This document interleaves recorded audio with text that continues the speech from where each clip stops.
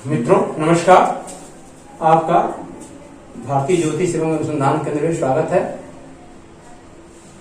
अभी पिछली वीडियो में आपने देखा था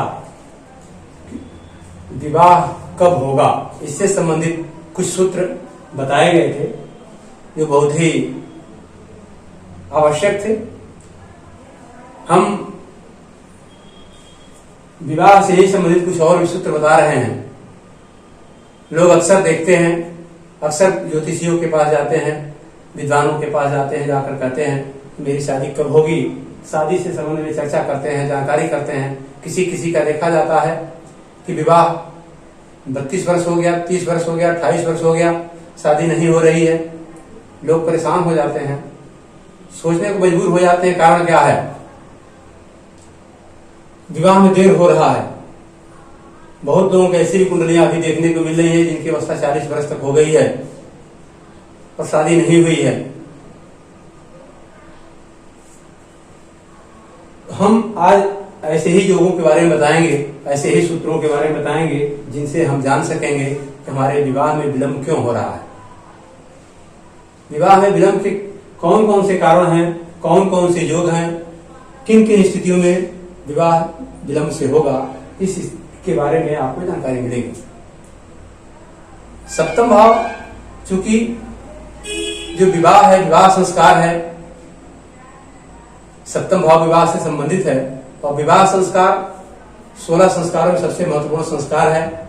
विवाह संस्कार से ही नए जीवन का प्रारंभ होता है और आश्रमों में आगे बढ़ने के चांसेस मिलते हैं। जब तक विवाह संस्कार संपन्न नहीं होता है तब तक हर चीज, हर व्यवस्था अधूरी रहती है। इसलिए विवाह भाव पर विशेष जोर देते हुए सप्तम भाव पर विवाह के संबंध में हमने यह बात को आवश्यक समझा और आप सभी लोगों की मांग भी थी कि विवाह से संबंधित योग बताए जाएं, विवाह में विलंब क्यों होता है। तो आइए हम जानते हैं विवाह में विलंब के योग।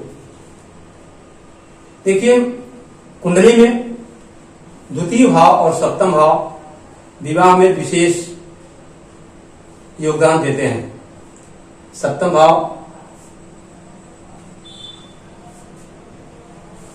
अपने जीवन साथी का होता है, तो जीवन साथी के बारे में जानकारी करने के लिए हमको सप्तम भाव की जरूरत होती है। और द्वितीय भाव चूंकि कुटुंब से संबंधित है, परिवार से संबंधित है, इसलिए द्वितीय भाव में एक परिवार घर में बढ़ता है तो उससे यह जानकारी होती है कि शादी के बारे में हम उससे भी जानकारी करते हैं कि वह कोई परिवार हमारे घर में बढ़ रहा है कि नहीं बढ़ रहा, क्या योग बन रहा है। अगर योग अच्छे हैं, परिवार में एक आदमी बढ़ता है, एक व्यक्ति बढ़ता है कुटुंब भाव के अच्छा होने पर, और कुटुंब भाव अच्छा नहीं है तो दिक्कत होती है। तो हम सबसे पहले देखेंगे कि कौन कौन से ग्रह, 9 ग्रहों में कौन कौन से ग्रह हैं जो विशेष विवाह में विलंब उत्पन्न करते हैं या जीवन को दुष्कर बनाते हैं, दाम्पत्य जीवन को दुष्कर बनाते हैं। ऐसे कौन कौन से ग्रह होते हैं? तो इसमें सबसे पहला नाम आता है मंगल का, कि मंगल जो है, अगर मंगल एक पापा ग्रह है, पापाक्रांत ग्रह है, अधिक ऊर्जावान है, लेकिन जब यह कुंडली के जन्मांग चक्र के प्रथम भाव में, चतुर्थ भाव में, सप्तम भाव में, अष्टम भाव में और 12वें भाव में, जिसको व्यय भाव कहते हैं, मंगल बैठता है तो विवाह में विलंब होता है। इसको मांगलिक योग कहते हैं और मांगलिक योग होने पर विवाह में विलंब अवश्य होता है। ऐसा अक्सर देखने को मिलता है जिसकी कुंडली मांगलिक है, जिसके कुंडली में, जिनके जमांग चक्र में मंगल इन स्थानों में बैठा हुआ है, तो उसका विवाह अक्सर 28 वर्ष के बाद ही देखने को मिलता होता है। इसी प्रकार से शनि भी है। शनि भी विलंब का कारक है, विच्छेद का कारक है। शनि से भी हम इसके बारे में जानते हैं। अगर विलंब शादी में हो रहा है तो कहीं न कहीं शनि की स्थिति को भी देखना जरूरी होता है। तो 2 ग्रह विशेष रूप से यह जो है जानकारी करने होते हैं। 2 ग्रहों की स्थिति विशेष रूप से देखनी होती है कि कहाँ है कुंडली में, किस भाव में बैठे हैं। अगर इन 2 ग्रहों की स्थिति सप्तम भाव में है, द्वितीय भाव में है, या जो है सप्तमेश के साथ है, द्वितीयेश के साथ है, तो निश्चित रूप से विवाह में विलंब होता है। तो हम आइए जानते हैं कौन कौन से योग हैं, कौन कौन से सूत्र हैं। तो सबसे पहले हम देखेंगे इस प्रथम योग में जो आपको स्क्रीन पे दिखाई दे रहा है, शनि और मंगल लग्न में हो या नवांश कुंडली से लग्न में या नवांश कुंडली से सप्तम भाव में स्थित हो। नवांश कुंडली के सप्तम भाव में या लग्न से सप्तम भाव में या लग्न में भी हो तो विवाह में विलंब होता है। अगर लग्न में या सप्तम भाव में लिखा है, लग्न में नवांश कुंडली से सप्तम भाव में या लग्न से सप्तम भाव में, तो विलंब विवाह में होता है। अगर सप्तमेश की स्थिति, अगर सप्तमेश निर्बल है, सप्तमेश बली नहीं है, सप्तमेश के सप्तम भाव पर दृष्टि नहीं है, पापा ग्रहों से पापाक्रांत है, तो ऐसी स्थिति में विवाह नहीं होता है। यह भी योग बनता है। अगर सप्तमेश बली नहीं है और सप्तम भाव में शनि और मंगल की स्थिति है, लग्न में शनि और मंगल की या नवांश कुंडली से शनि और मंगल की स्थिति है सप्तम भाव में, तो विवाह नहीं होगा। अगर सप्तमेश निर्बल है तो सप्तमेश की स्थिति सही है, सप्तमेश अच्छे भाव में बैठा है, सप्तमेश की दृष्टि पड़ रही है, तो इन भावों में शनि और मंगल के बैठने से विवाह में विलंब होता है, देरी होती है। ऐसे में विवाह 28 वर्ष के बाद, 30 वर्ष के बाद होने की संभावनाएं ज्यादा रहती हैं। अधिकतम 32 वर्ष के शनि बैठ जाए तो 32 वर्ष की अवस्था के बाद ही विवाह कराता है। ये स्थिति देखने को मिलती है कुंडलियों में। दूसरा है वो योग है, अगर मंगल और शनि, चूंकि विवाह का कारक शुक्र होता है, भौतिक वस्तुओं को, भौतिक सुख साधनों को, और स्त्री का कारक ग्रह शुक्र को माना गया है, चंद्रमा को माना गया है, तो इस नाते हम चंद्रमा और शुक्र से भी देखते हैं कि चंद्रमा से सप्तम भाव में या शुक्र से सप्तम भाव में अगर शनि और मंगल बैठे हैं तो उस स्थिति में भी, यानी चंद्र कुंडली से कह लीजिए, चंद्र कुंडली से या शुक्र से सप्तम भाव में अगर शनि और मंगल हैं तो भी विवाह विलंब से होगा। यह दूसरा योग हुआ। तीसरा योग देखते हैं हम, शनि और मंगल अगर लग्न कुंडली में 6वें या 8वें भाव में बैठे हों, शनि और मंगल लग्न कुंडली में 6वें या 8वें भाव में हों तो भी विवाह में विलंब होता है, क्योंकि सप्तम भाव से 12वें भाव में पापग्रह का होना या सप्तम भाव से दूसरे भाव में पापग्रह का, सप्तम भाव से 8वां भाव दूसरा भाव होता है, तो विलंब, तो उसमें पापग्रह का होना निश्चित रूप से विवाह में विलंब उत्पन्न करता है। इसको हम विशेष रूप से देखते हैं और विशेष रूप से शनि और मंगल से ही हमको देखना है।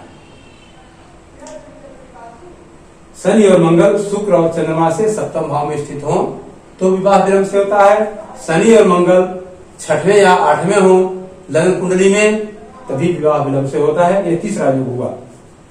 चौथा देखिए, यदि शनि और मंगल द्वितीयेश या सप्तमेश हों, शनि और मंगल द्वितीय भाव के स्वामी कोई भी हो, इसमें से शनि या मंगल में से कोई भी ग्रह द्वितीयेश हो या सप्तमेश हो, तो द्वितीयेश का मतलब द्वितीय भाव का स्वामी, सप्तमेश का मतलब सप्तम भाव का स्वामी। सप्तम भाव का स्वामी अगर शनि या मंगल में से कोई ग्रह है या द्वितीय भाव के स्वामी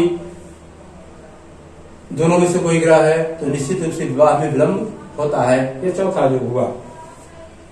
पांचवा जो लिखा है, यदि लग्न सप्तम और सप्तमेश, यदि लग्न सप्तम भाव सप्तमेश और शुक्र 4 ग्रहों को बताया जा रहा है, लग्न को भी बताया जा रहा है, लग्न का भी विशेष रोल होता है। लग्न चूंकि शरीर, लग्न को ही सारे सुखों को भोगना है, लग्नेश को ही सारे सुखों को भोगना है। अगर लग्नेश मजबूत होगा, लग्नेश अच्छी स्थिति में होगा, लग्न अच्छे भाव, लग्न अच्छे स्थिति में होगा, लग्न बली होगा, तभी हम कह सकेंगे कि हमको सारे सुखों की प्राप्ति होगी या दाम्पत्य जीवन में जो सुखों को प्राप्त चाहते हैं वो सुख की प्राप्ति होगी। यदि लग्न बदी है, लग्न बदी है तो इसीलिए कहा गया कि लग्न, सप्तम भाव और सप्तमेश तथा शुक्र, ये चार देखा गया। सप्तमेश को देखना है, लग्न को देखना है, सप्तम भाव को देखना है और शुक्र को देखना है। इस तीन, दो ग्रह, दो भाव लग्न और सप्तम, और दो ग्रह सप्तमेश और शुक्र, अगर ये स्थिर राशि में हैं। स्थिर राशियों के बारे में पहले बताया जा चुका है, कौन कौन सी राशियां स्थिर होती हैं, थोड़ा सा हम बता देना चाहते हैं। 5, 8 और 11, वृष राशि, सिंह राशि, वृश्चिक राशि और कुंभ राशि। इस चार राशियों में, ये चार राशियां स्थिर राशि कही आई हैं। दूसरी राशि, पांचवी राशि, आठवीं राशि और 11वीं राशि, हम गिन लेंगे, क्रमांक बताया गया राशियों का। तो दूसरी, पांचवी, आठवीं और 11वीं राशि अगर ये स्थिर राशि कही जाती है, तो सप्तम भाव लग्न और सप्तमेश तथा शुक्र स्थिर राशि में हो, इन चार राशियों में से किसी राशि में हो, या और चंद्रमा जो है चर राशि में हो।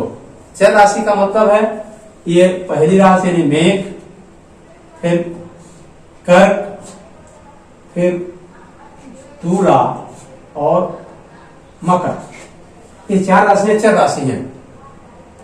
इन चार राशियों में चंद्रमा हो, चंद्रमा चर राशि में हो, लग्न, सप्तम, सप्तमेश और शुक्र इन स्थिर राशियों में हो, तो भी विवाह में विलंब होता है। ये विलंब के योग बताए जा रहे हैं। तो यह हमको देखना पड़ेगा, जानना पड़ेगा यहाँ पर कि कौन सी राशि चर राशि है और कौन सी राशि स्थिर राशि है। तो हमने बता दिया कि मेष राशि, कर्क राशि, तुला राशि और मकर राशि चर राशियां हैं, और वृष राशि, सिंह राशि, वृश्चिक राशि और कुंभ राशि स्थिर राशियां हैं। तो स्थिर राशियों में लग्न हो, सप्तम हो, सप्तमेश हो और शुक्र हो, चर राशि में चंद्रमा हो, तो विवाह में विलंब होता है। फिर आगे देखते हैं अगला योग, छठवां योग है, द्वितीय भाव में कोई वक्री ग्रह हो। द्वितीय भाव में भाव के बारे में बताया जा चुका है, लग्न के ठीक दूसरा वाला भाव। लग्न से हम गिनते हुए आए, बाएं तरफ क्रमशः बढ़े, तो हम देखेंगे कि दूसरा भाव जो है हमारा द्वितीय भाव है। तो द्वितीय भाव में कोई वक्री ग्रह हो, चाहे ग्रह कोई भी हो, अगर वक्री ग्रह बैठा है या और द्वितीयेश वक्री है, द्वितीयेश भी वक्री है या द्वितीय भाव में वक्री ग्रह है, तभी विवाह में विलंब होता है। द्वितीय भाव का स्वामी वक्री हो या द्वितीय भाव में वक्री ग्रह बैठा हो, तो हम कहेंगे कि विवाह में विलंब होगा।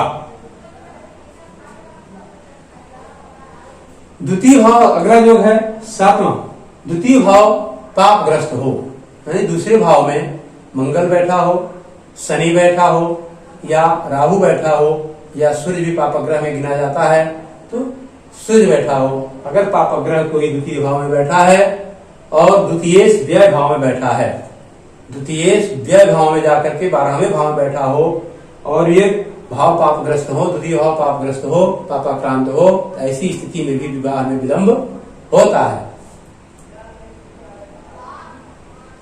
बात आपको समझ में आई होगी, फिर से बता देना चाहते हैं। द्वितीय भाव पापग्रस्त हो, यानी द्वितीय दूसरे भाव में कोई पापग्रह, 4 ग्रह पापग्रह के हैं विशेष रूप से, तो सूर्य, मंगल, शनि और राहु या केतु को भी ले लीजिए, इसमें से अगर ये ग्रह बैठे हैं दूसरे भाव में, तो विवाह विलंब से होगा और द्वितीय जो है व्यय भाव में बैठा हो। अब आठवां है, आठवां योग देखेंगे हम, राहु शुक्र के लग्न में होने पर, राहु और शुक्र एक साथ बैठे हों, चूंकि शुक्र विवाह का कारक है और साथ में राहु है, तो विवाह में विलंब होगा। राहु विलंब का कारक है, विच्छेद कारक है, दोनों स्थितियां बन सकती हैं। दाम्पत्य जीवन में दुख उत्पन्न होगा, दाम्पत्य जीवन कष्ट में रहेगा अगर लग्न में राहु और शुक्र एक साथ बैठे हों, और विलंब से विवाह भी होगा, इसी हम जाने। तो विवाह में विलंब के जो बताए जा रहे हैं, तो राहु शुक्र अगर लग्न में हो तो भी विवाह विलंब से होता है। अगला योग है, अगर सप्तमेश हम कहेंगे, क्योंकि द्वितीय सप्तम भाव का स्वामी विवाह का कारक है, तो हम सप्तमेश को कहेंगे। सप्तम भाव के स्वामी को ही सप्तमेश कहते हैं। तो सप्तमेश अगर 6वें, 8वें, 12वें भाव में हो, सप्तमेश 6वें, 8वें, 12वें भाव में हो, उसको त्रिक भाव भी कहते हैं। 6वें, 8वें, 12वें भाव को त्रिक भाव कहते हैं। अगर सप्तमेश त्रिक भाव में हो, या 6वें, 8वें, 12वें हो, या त्रिक भाव का स्वामी यानी 6वें, 8वें, 12वें भाव का स्वामी कोई भी ग्रह अगर सप्तम भाव में हो, ऐसी स्थिति अगर बनती है तभी विवाह में विलंब होता है। यह हम जाने, विवाह विलंब होता है। आगे 10वां, लग्नेश और शुक्र। एक चीज और देखना है, लग्नेश और शुक्र अगर कुछ बंध्या राशियां कही गई हैं जिसमें अल्प संतान वाली राशियां हैं, या संतान में विलंब होता है, संतान में बाधा उत्पन्न होती है, उन राशियों को भी हम जान लें। अगर अल्प संतान वाली राशियां हैं या संतानहीन राशियां इसको कह लीजिए, तो तीसरी राशि यानी मिथुन, कन्या, सिंह और इस तरह से हम कह सकते हैं कि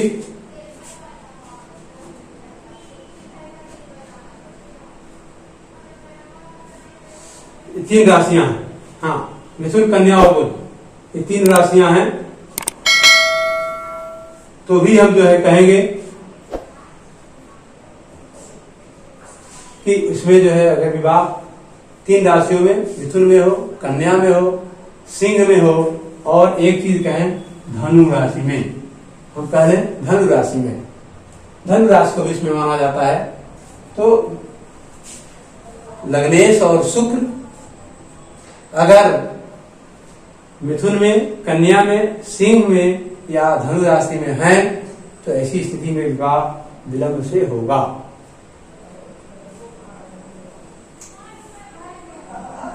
फिर से जाने, तीसरी, 6वीं, 5वीं और 9वीं, यानी तीसरी राशि हो गई मिथुन राशि, 6वीं राशि हो गई कन्या राशि, और 5वीं राशि हो गई सिंह राशि, और 9वीं राशि हो गई धनु राशि। तो इन 3-4 राशियों में अगर लग्नेश और शुक्र दोनों में से कोई भी है तो भी विवाह विलंब से होगा। इस पर हमको विशेष गौर करना है। तो हमने जाना कि कितने योग बनते हैं विवाह विलंब के। तो हमने देखा 10 पॉइंट आपको इंगित किए गए हैं। 10 योग, 10 सूत्र हैं। इस तरह से हम 10 के बारे में जाने। शनि मंगल को विशेष रूप से ध्यान देना है, और इसको ध्यान में रख करके ही हम इस पर विचार करेंगे। शादी से संबंधित कोई भी कुंडली हमारे सामने आती है तो हम उस पर विचार करते समय शादी के बारे में जरूर इस पर विचार करें। इन योगों के बारे में हमको पता चलेगा विवाह विलंब से होगा या विवाह समय से होगा या नहीं होगा। ये सब चीजें आपको इन योगों से जानकारी होंगी। तो हमको लगता है वीडियो हमारा आपको पसंद आया होगा। आप हमारे वीडियो को लाइक करें, शेयर करें और सब्सक्राइब करें चैनल को। इसको न भूलें और हमारे मनोबल को अवश्य बढ़ाएं। हम बढ़िया से बढ़िया वीडियो, बढ़िया से बढ़िया योग हम आपको, आपके लिए बहुत आवश्यक हैं, हम लेकर के अगली वीडियो में आएंगे।